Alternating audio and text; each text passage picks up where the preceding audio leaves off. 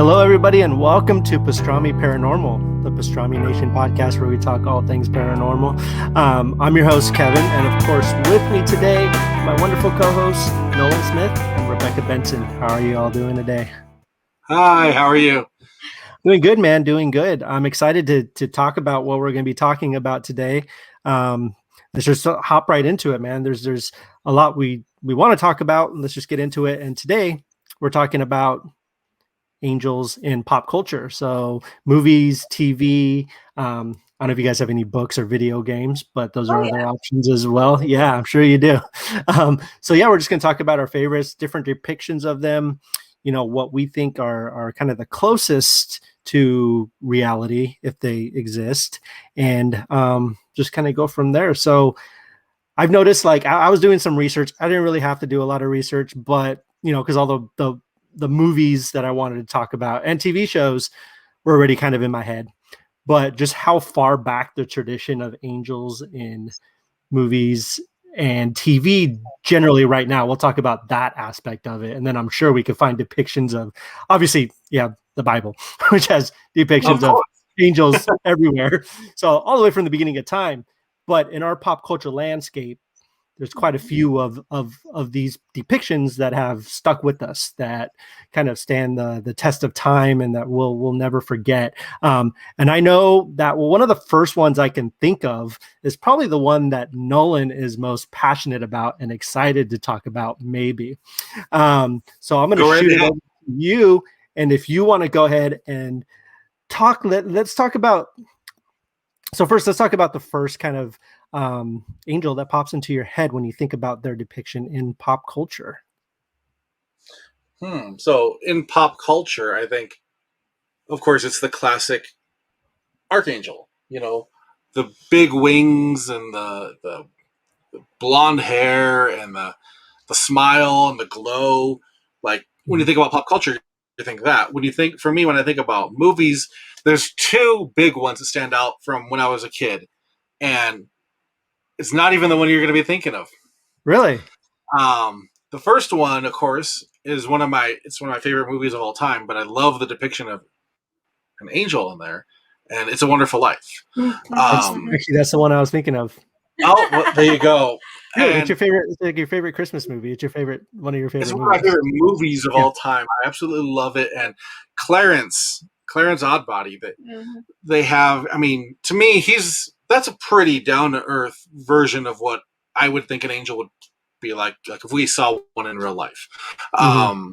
Because he's, kind of goofy and kind-hearted. He doesn't have any visible wings. Doesn't have anything that you could really tell different from another person. But when you see everything that leads up to it in the film, like, he's clearly an angel. Despite George Bailey just talking all this smack to him. You're the type of angel I'd get. You're like, oh, well, don't trash him. So to me, that's one of the big ones. The second one, and I don't know how many people are really going to know about it. And if you do, leave a comment because it's so awesome. It's Highway to Heaven. Yeah. And, Michael Landon. And to me, as a kid growing up, when you were watching TV, you were watching either Little House on the Prairie or you were watching Highway to Heaven. Michael Landon, to me, he embodied that, that kind spirit, that I'm here to help humanity spirit. And you can't tell me you can't look at Michael Landon back in those days and picture his wings popping right out of him, because he had the look. To me, I mean, I know when I think an angel, you think wings and flowery gown and stuff like that, but to me, Michael Landon's the man when it comes to that, and he'll always be one of my top depictions of angels in pop culture. What about you? Yeah. For TV shows, it would be, Roma Downey and Touched by an Angel with the light behind her, having an angel sent by God in a little accent. That's what That's a great one. I grew up with that, and we would look forward to that every single week. And so that was kind of the more realistic, maybe not announcing themselves quite how they did, but just behind the scenes working. Right. Really good pick. Anything like in current days that embodies what an angel in pop culture? Anything that you see? pop culture, or Yeah, I'm pop culture for an angel. for me, it would definitely be Mad Cave's Knights of the Golden Sun. I mean, Nice. I've read all the issues now. I'm current, and it is just amazing because it does tie in what we know of angels from the Bible, as well as make it relatable in today's culture, in a sense, but very much old world. And I mean, it caught you by surprise, and when you told me about it, it caught me by surprise because big fan of Mad Cave. But Knights of the Golden Sun was not one I had jumped into. Not because it didn't look good, just because, your read pile gets so big. So I remember seeing the covers and the wings and everything, and I thought, like, well, this is probably cool. So kind of like loosely tying to angels and religion and whatnot, and the way you told me, and the issue you shared with me. Yes. Geez, you want to talk about, I mean, this is a comic that is not, a Christian comic. This is a regular published comic. Mm-hmm. It's beautiful and amazing, and yet it sticks so good to the values in there. And the depiction of it, like the one you sent that showed the descent into hell to go face down Lucifer, you're like, oh, is one of the coolest spreads I've seen in a comic. It was just outstanding. I definitely credit Rebecca to that because I never gave it a shot. And when she told me, I said, you have to read this. It's a standalone. You don't have to read, all of it to catch yourself up, but you have to read this one. And it was amazing. I'm not saying that the comics that are based on, Christian comics and Catholic comics, not saying that they're not good. You'll see, a few things like that reviewed on Pastrami Nation, and they're up there right now.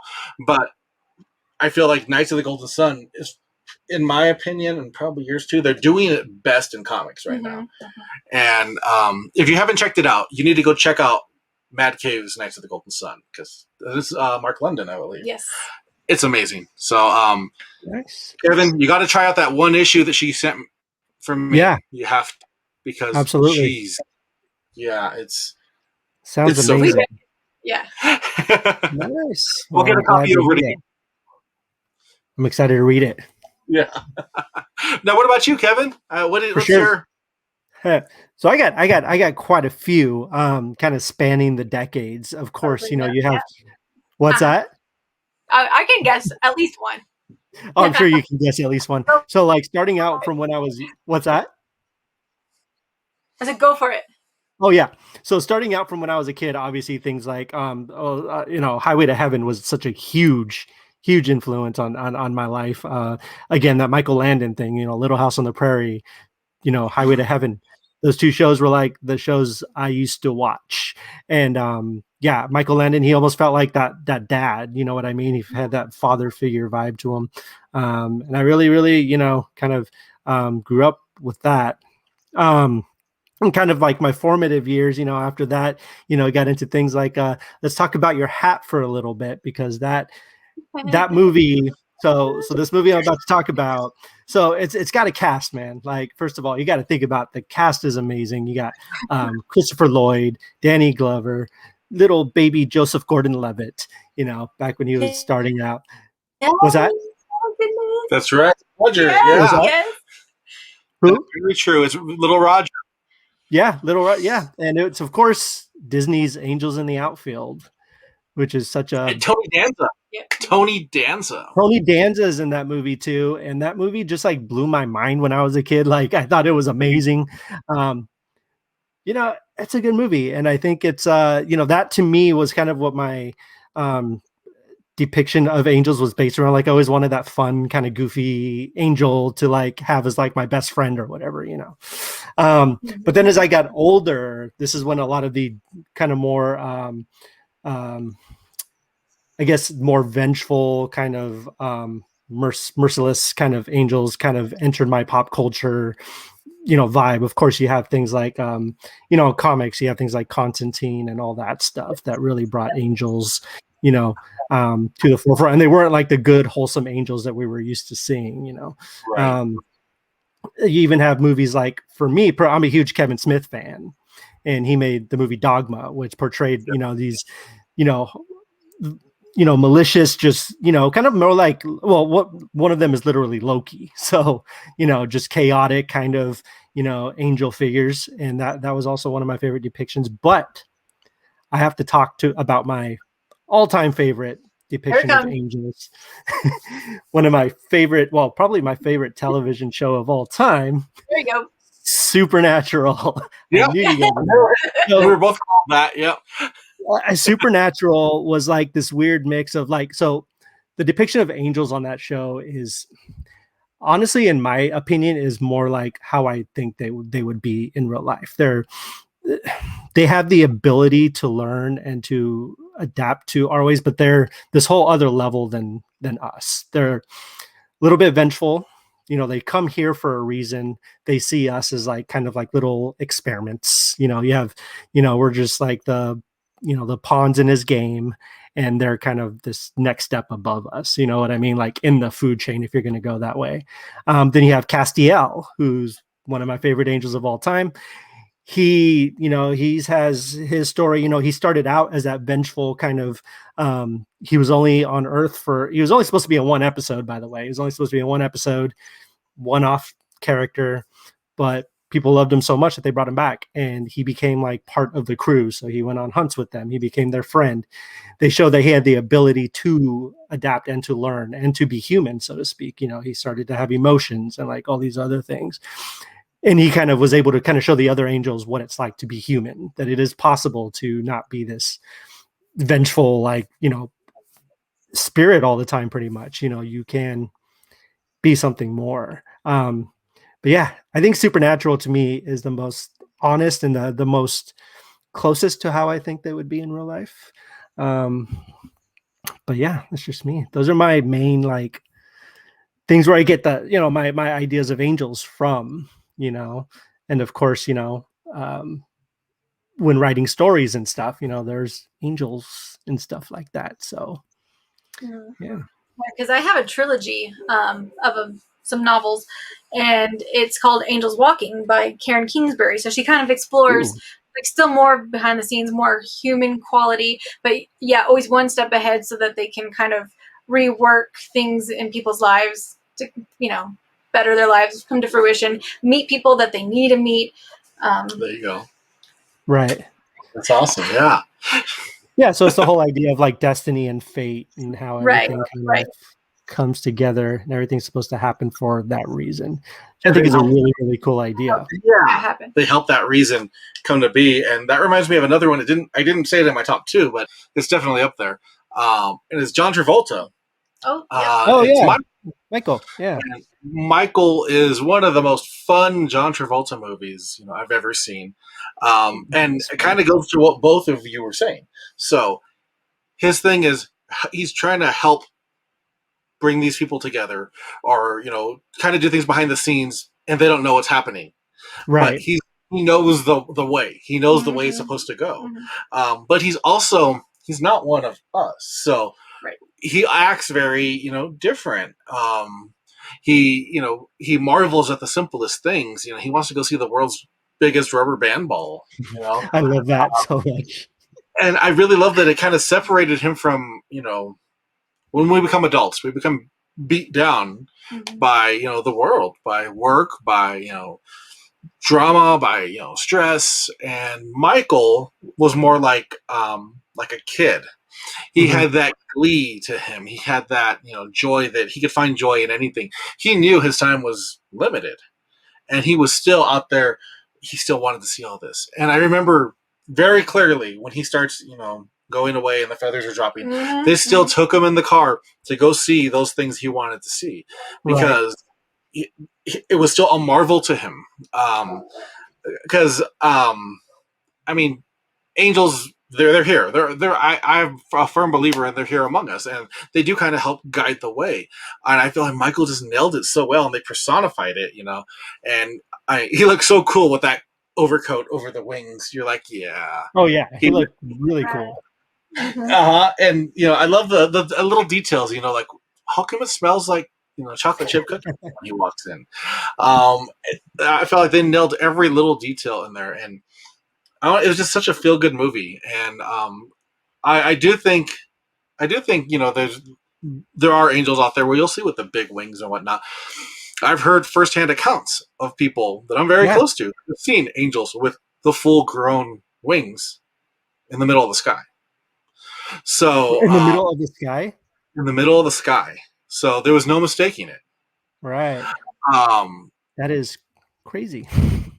Yeah. So everything's based off of something. So, and like how you talked about with yours, the angels that are depicted in the different shows as we go further in the years, they're a little more vengeful. They're a little more, they take their toll on humanity. But I think that ties back into the origins of it. So, and you're gonna have to help me out with the cities because I always mess them up. So in the Bible, there's these two angels sent, and they go to destroy Gomorrah and Sodom.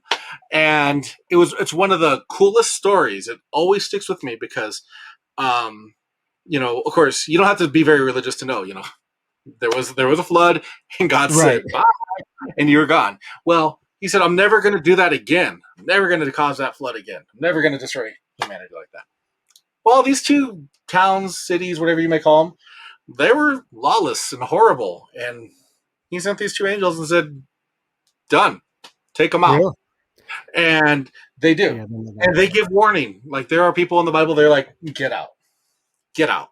And they do. They lay waste to these two cities. And to me, it's just, it's very much in line with what we see, like what you said, supernatural, and what we see in the darker stories, because this is something that's in the Bible. Like, it happens.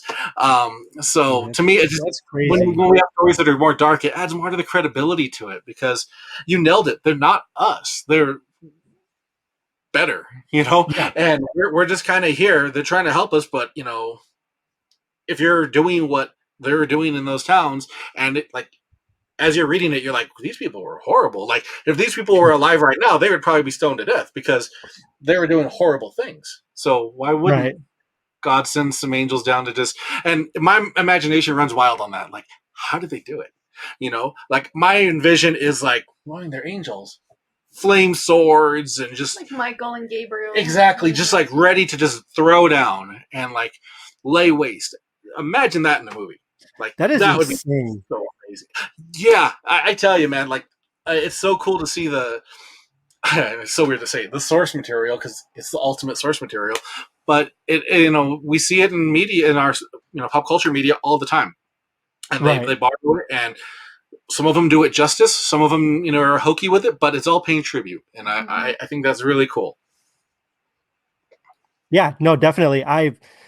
I've always wanted to see like one of those really, really big battles played out, like on the screen. Because we always when we do see angel characters and stuff, or even if there are like battling factions of angels on screen, it's always kind of like not in the background, I want to say, but it's never as epic as I feel like it can be. You know what I'm saying? Like, especially if it's like angels versus demons. You're like, I want to see them just clash and destroy. What's the one movie? I can never remember the title of it. The one with the circus, the weird things at the very end, and they're trying to save the baby. Was it Legion? Yes. Legion. Yeah. Legion. So Legion, which came out a few years ago, but it was Paul Bettany, right? Wasn't that Paul Bettany?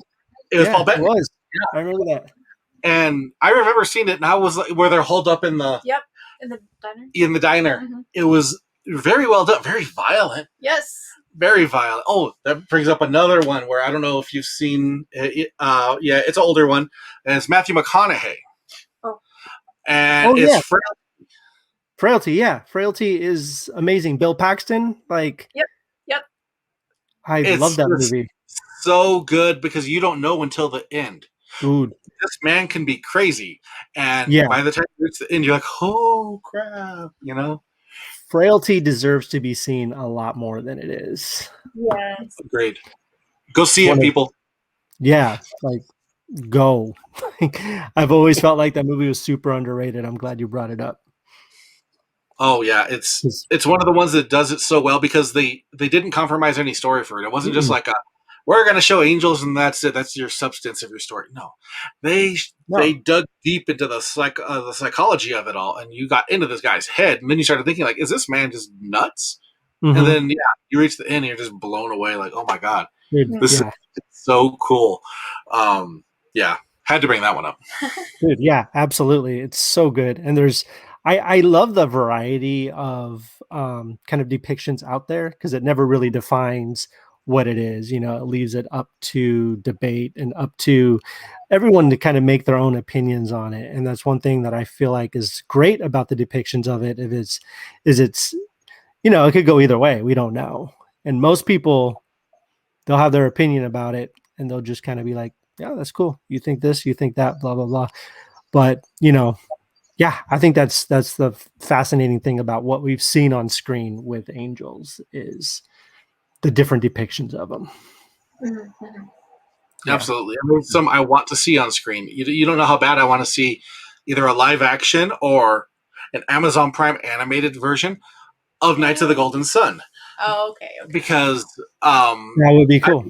Done so well, and I know Rebecca's looking at me like, why did you say animated? But we know that stories can be told very well in the animated way.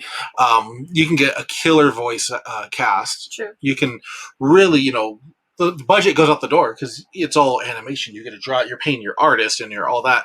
But it would be cool to see a live action too. I need the relatability. A live action would be super cool. Just something to see like that on the big screen because you do get those epic battles. You do get those big things. That would be really cool.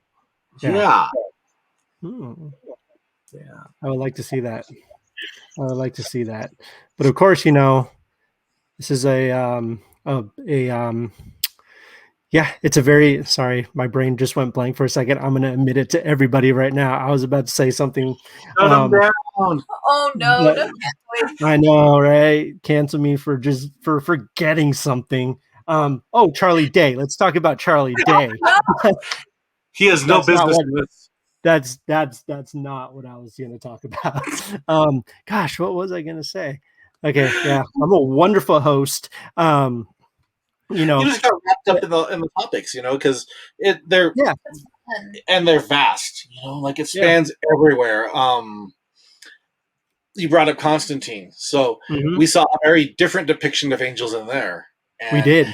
It's one that when I first saw it, I was like, I didn't care for it. But the more you see it, you're like, they nailed that. Like for what it's supposed to be, they nailed it. And because I think and I'm so glad we're talking about angels right now because we talk about paranormal and right away your mind goes to demons, when you think paranormal. Yeah. It goes to the bad in the world, but there is just as much, if not more, good in this world. Oh yeah. There's a lot and more. That's why it's cool to see pop culture shine that light down on it because, we can find so many stories of, angel encounters and, unexplainable things in a positive light. And I just think that's so cool. Right. And I still think, It's a Wonderful Life helped pave that way. I was just going to say, were we a product of angels working in the background and we just don't know? Yeah. Will we ever know? I think we will when our story's all done and written and, we've reached where we're supposed to reach. I think we're going to get the surprise that, and I've always seen pictures and memes on Facebook that show you have no idea about the battles going on around you every day. And you see somebody just walking down the street with a newspaper and you see angels and devils fighting each other right around you. And I think it's so true because both forces are always around us. I think sometimes our life gets pretty down, so sometimes we tend to focus on the negative, and that kind of invites the bad crap, for lack of a better term. But the good's there, even in the face of death. I mean, there is an angel of death. There, even in the face of death, there is good. So, and that's a totally different story, because another angel depiction, but I don't think anybody would call Death from Bill and Ted an angel. Right. It's funny that you brought that up about you don't know the battles going on around you. Is that, this is kind of a little bit different, but it's you see the people who, listen, who knows what's going on in their heads, but you see these people who claim are talking to angels and talking to people and stuff like that. You don't know what's going on. Maybe they are, you know? Absolutely. Right. You know, maybe they have, I do believe that people have the ability to see beyond what we have here. So there are certain people who are out there who are able to grasp into that and see what's going on and actually connect with that side, which I know sounds crazy to some, but I think it's a good, I mean, who knows? You know, we don't know these things. Such a good point, because you can see somebody who, like you said, what if they're saying they can talk to angels, this and that, and they're branded mentally unstable, but Right. they're only branded that because we lack any understanding of it otherwise, because we don't know. I have another pop culture reference to tie into that, so my brother's gonna love this. So a lot back in like the 2000s, there was this TV show called Nash Bridges. Oh, And yeah. yeah, Don Johnson, and Cheech Marin. Fantastic Yeah. show, by the way. Yeah. Really good. But they have a depiction of an angel in there. And it's this homeless man that's walking around with these dirty wings strapped to him. And they would just call him Angel. Hey, Angel. Hey, can we buy you a sandwich? And he tied into more than one case. But it's never shown that he's literally just a crazy man. Right. There are Right. things that work to kind of show you that like he's probably something more. But like if you saw this actor on the street dressed up like that, you would think like this guy's just nuts, Right. Like, Oh, like yeah. stay away from drugs, kids. But that's not true, because it's not always that way. Yes, some people that are doing that, yeah, they got there for different reasons, but who's to say there's not other reasons and there's not other things? Just because we don't connect to it or we don't understand it, doesn't mean it doesn't exist. Yeah. So I had to throw Nash Bridges in there. Yeah. Nash Bridges is good. No, Nash Bridges is cool, man. Like I remember watching that show. It wasn't winning any awards or anything, but Oh no, it was fun. It was fun. Yeah, no, I dug it. I liked it a lot. And it is that iconography of angels, right? It's that, they're always kind of the bringer of kind of wisdom and like, or chaos, whatever way you want to look at it, but there is a certain iconography that goes along with the wings and the halo and what kind of information they're going to bring you. You know what I mean? Like if that makes any sense at all. Like it tends to be like a motif where you'll kind of get that. You don't see it a lot, but you do see it sometimes in movies or TV shows where someone is, just kind of portrayed as an angel or something, not even like costume or anything, just like they're like an angel and they're here to pass on information, pass on, knowledge, pass on wisdom, like to, don't do this, or you know what I mean? Like they'll have what I'm trying to say? Like they'll have a conversation with someone to give them the wise choices and things like that. And I think that's very interesting. They have their traits and they have their what you would expect, from an angel. I have a flip side to that, and it's just because one of my hobbies back in the day when I went to college, it was studying world religions. I absolutely loved it. So I would like to present to you a different kind of angel, which is actually based off an angel. Ooh. So I don't know if you're familiar with the Santeurian religion. Little. So Santeurian religion was actually based off of Santeria, yeah, based off of Catholicism. Yeah. And it was formed because the slaves weren't allowed to have pray to the same God as their masters, which is bullcrap. The whole slave thing is bullcrap. But yes, let's all agree on that. But with Santeurian, so they took so when you get as a Catholic, you get to the pearly gates and St. Michael's waiting for you. Archangel, massive wings. He's going to tell you which way you're going. He's going to, you're going to heaven or hell. That's it, buddy. Santeurian religion, he was renamed. Right. And he's Ogun. And Ogun is this massive African American with a massive blade, and he chops through the afterlife to take you to where you belong. Interesting. Heaven or hell. Not what you would think as an angel, because he is very scary looking. He looks like he could break you in half. He could break me in half. But it was something that was created then, and it's something that's still around to this day. It ties into pop culture because Daredevil actually brought the super team of the Santorians Oh, into really? their story a few years back. And Ogun was right there with his classic yellow and green and his massive blade to chop his way through Nice. the afterlife. So I always found it, super cool. I think everybody's entitled to their own beliefs, but I loved that they were still able to pay tribute to this and to pay tribute to angels and heaven, and they didn't let the a-holes of history stop that. So Yeah, they um, kind of did it their own way. absolutely, and it's just one of the most different depictions you'll see. Hmm. Yeah, absolutely. And I think that's cool when people kind of, during the hardest, obviously, I can't even imagine, but during the hardest kind of moments of their lives, they create these other ways to worship, and do that kind of stuff. And I think that's really cool. So, yeah, I mean, angels are everywhere, depending on how you believe, you don't believe, I mean, I think even people that don't believe can get behind, kind of depictions of their favorite depictions of angels in pop culture. And of course, if you guys are listening or watching, please leave a comment. Let's talk about it. What were your guys' favorite depictions of angels in TV, movies, books, comics, whatever? We love to hear from you guys for sure. Absolutely, yes, please let us Yeah, know.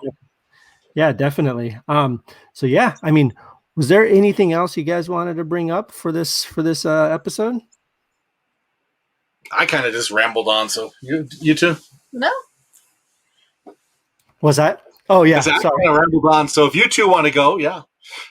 Yeah, no, I think we're good. I think it was really fun to talk about that. I've never really actually talked about that kind of stuff, and I find it fascinating and intriguing. And who knows? More things come up. We'll have a part 2 of this episode sometime down the future. Talk about new things that we want to talk about and stuff, and that would be awesome. We do a watch party on Highway to Heaven. Exactly, dude. That'd be fun. I would be so down for that. Yeah, get the That'd be popcorn. fun. Yeah, we'll be ready. Awesome. Well, I think that is it, though. I would like to thank everybody for tuning in, for, of course, supporting Pastrami Nation, Pastrami Paranormal. Mhm. Make sure you follow us on social media: Facebook, Instagram, Twitter, Pinterest. Um, and if you want to listen to your podcast, you can listen to us on Apple Podcasts, Spotify, Google Podcasts, iHeartRadio, and so much more. So anywhere you listen to podcasts, we're there. We are there.